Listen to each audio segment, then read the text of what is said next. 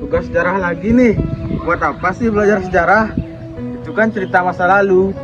Buat apa dipelajari lagi? Jangan salah ya, sejarah itu ilmu tahu. Ilmu? Emang sejarah bisa disamain kayak matematika atau biologi? Justru itu yang mau kita bahas. Yuk pelajari bareng-bareng. Oke, jadi sejarah itu ilmu karena punya metode penelitian. Maksudnya, kalau mau nulis sejarah, nggak boleh tuh asal cerita doang. Pertama, sejarawan perlu ngumpulin sumber, bisa dari dokumen, arsip, buku lama, foto, ataupun wawancara saksi hidup. Itu namanya heuristik. Setelah itu, sumber perlu dicek keasliannya. Jangan sampai sumber itu mengandung informasi atau data yang salah. Sebagai contoh, misalnya ada dokumen yang mengatakan bahwa proklamasi itu dibacakan di Surabaya. Padahal ada bukti lain yang mengatakan bahwa proklamasi itu dibacakan di Jakarta. Makanya, kita perlu memverifikasi sumber itu agar kita tidak salah tafsir. Wah, sejarawan tuh kayak detektif ya. Nyari bukti biar gak salah cerita. Nah, iya tuh bedanya mereka pakai arsip, dokumen, dan bukti nyata, bukan sidik jari. Terus setelah dicek, sumber ditafsirkan dan nyambung satu sama lain. Lalu baru ditulis menjadi historiografi, yaitu catatan sejarah resmi. Contohnya, proklamasi kemerdekaan 17 Agustus 1945. Ada tulisan tangan Soekarno, foto pembacaan, rekaman suara, dan saksi hidup. Semua bukti dikumpul, dicek, dan ditulis supaya cerita sejarahnya valid.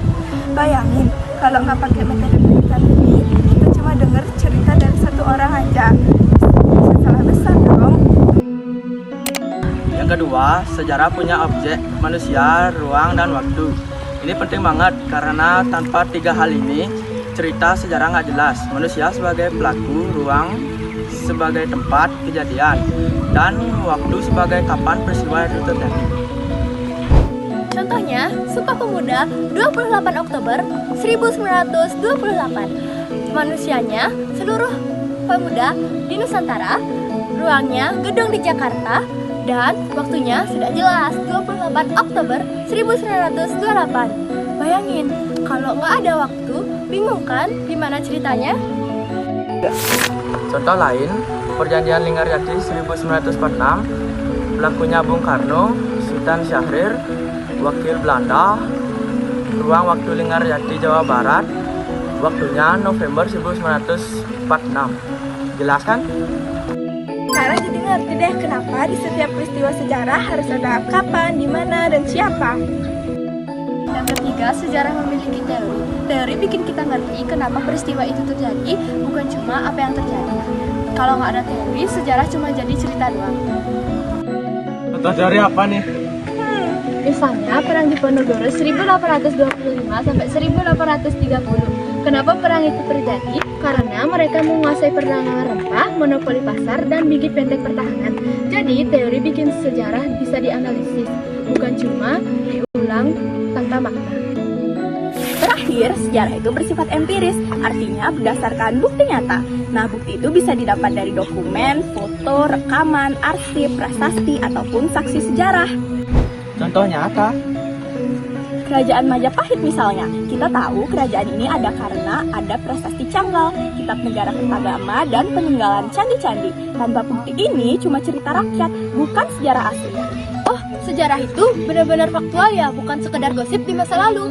Bener banget, makanya disebut ilmu. Nah, contoh modernnya Reformasi 1998. Ada foto demonstrasi, rekaman video, berita media, dan kesaksian peserta.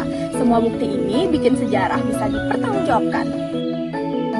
Nah, sekarang ngerti kan kenapa sejarah itu penting?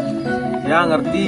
Jadi gini kan kesimpulannya, sejarah itu ilmu karena punya metode penelitian biar ceritanya valid, punya objek, manusia, ruang, dan waktu, biar jelas siapa, kapan, dan di mana.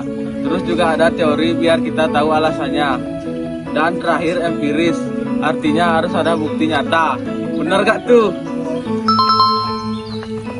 Benar banget, jadi sejarah itu bukan sekedar cerita, tapi ilmu yang bisa dipertanggungjawabkan.